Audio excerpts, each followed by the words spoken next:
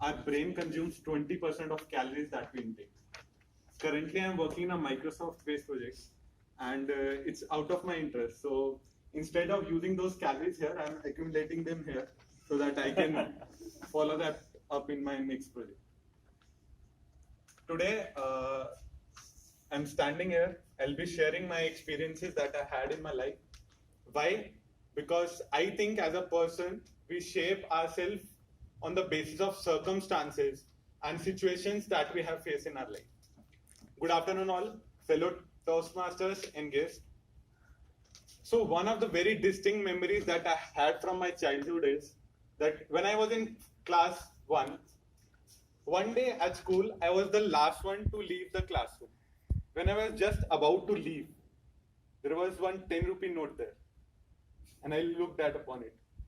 I thought that I'm on the cloud land. Then I picked up that note and imagined what all wonderful things I can buy from it. Like 10 kites, 40 chocolates.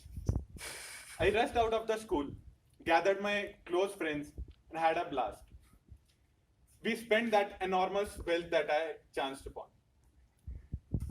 Then, the next day, I was on leave and blissfully unaware of the fact that when I was not in the school, there has been a whole class knows about that 10 rupee note. That evening, my parents got a call from my principal. She was no less than a Hitler, and probably she's a Hitler. So my parents got a call, and next day I was going school with my parents. I used to go by auto, but that day my father took me on his scooter, and my mother was sitting back, and my heart was pounding, and I was cursing that friend who has betrayed me, who has confessed that I have taken that 10 rupee note. At the vast experience of those 6 years, I thought that I have seen each and every emotion on my mother's face. But that day, I figured out a new emotion. That was disappointment and shame. Because I have taken something which was not mine. Though I was very small, but I understood that it was not the right thing to do. I learned from it that things does not work on your intuition, that if you like something, you cannot just go and grab it. You have to wait. Like it should be your self-earned thing. Like it should be your own, or it should be given to you by your parents. I did not, like all of us are in our priority list, we keep few people. And most of us has our mother on top of it. I have. I thought so that most of you also have that. I did not wanted that thing to repeat again. Therefore, I learned that thing that I will not be disappointing the people I love. Because by doing that, I'm losing my own self-respect. And that is the most valuable thing that I think so can be for a person. So let's move a bit forward and I'll share another experience. I've grown up, I've moved to class 4. So music period was the most awaited period for any girl in my class. And they used to dance on a single song every music period.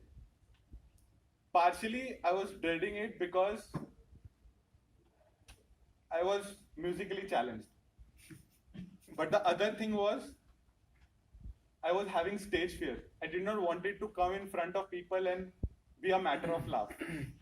But then the day came, my music teacher called my roll number because she used to follow a roll number pattern.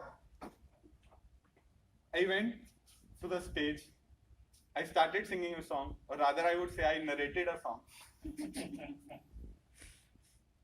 Then after my performance was finished, every one of my friends was laughing. And I could see that. I was very disappointed. Like what I have done, I should not have come forward. I should have been on a leave that day too. But there was one person sitting in the corner, my music teacher. She encouraged me. Yes, you have done well. Like she clapped and the whole class followed. That day I learned that it doesn't matter. If there is single person in the crowd who is motivating you, who wants you to come forward and do something good for yourself and for your family and for them, you should come forward. And even if that person is not there, you have to become that person for yourself. You have to encourage yourself to come in the front. So, what I wanted to tell from this, my first speech in the Toastmaster was that I am learning from my experiences. That was a tagline for my speech. I'm learning. And I hope so that every one of you is also doing the same. Like when I'll be going out of this room at 3 o'clock, I've learned few things from this experience.